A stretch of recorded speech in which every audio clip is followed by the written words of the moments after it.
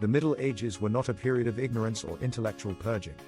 It was a time of a massive technological leap and innovation, and the Knights Templar, and later the Order of Christ, were not passive collectors of old parchments, but a modern, dynamic logistics corporation.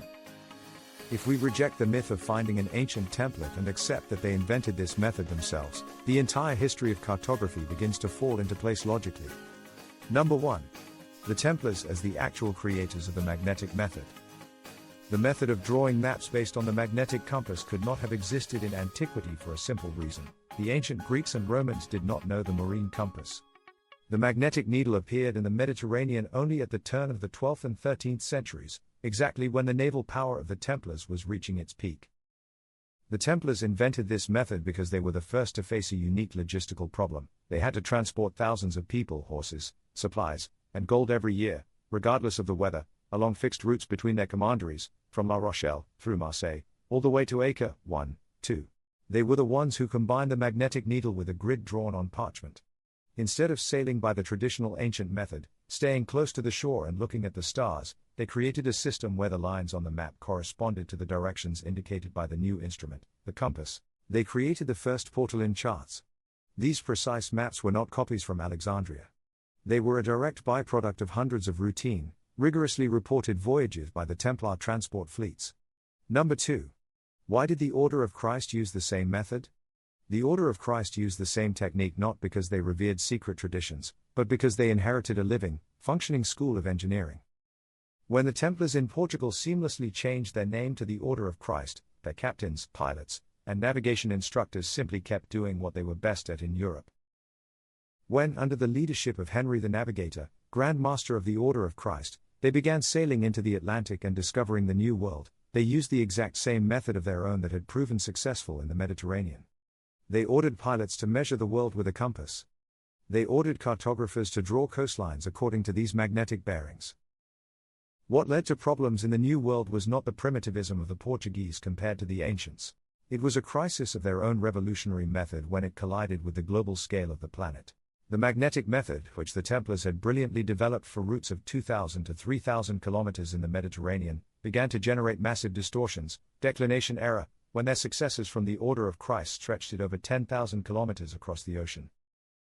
This was not a failure of backwardness, it was a failure of an innovative technology that was harnessed for tasks that the physics of the globe simply would not allow it to perform. The practice of reporting and record-keeping for voyages in Templar commanderies, such as La Rochelle, Marseille, or Acre, did not resemble the poetic logbooks of later eras. It was a strictly structured, bureaucratic financial and logistical routine based on rigorous monastic law and a system of double-entry control. 1, 2, 3. Number 1. Who was responsible for the reports? The reporting system was based on a separation of functions between the members of the order and civilians. 3. Commander of the Maritime House, Commandeur de la Maison Maritime, a higher-ranking monastic officer residing in the port. He was the ultimate recipient of the reports. He did not sail on the ships but managed the office, warehouses, and finances. 3. Skipper, captain, usually a civilian, a hired professional. He answered with his life to the commander for the condition of the cargo and navigation. 3. Serving brothers, frere sergeants, assigned on board as supercargoes, cargo supervisors. They were the eyes and ears of the order on the ship, ensuring that the civilian crew did not engage in fraud. Number 2. The 3 pillars of daily reporting. When a Templar ship, or one chartered by them, docked at the commandery in La Rochelle, the reporting procedure looked as follows. Cargo report, manifest, and letters of credit.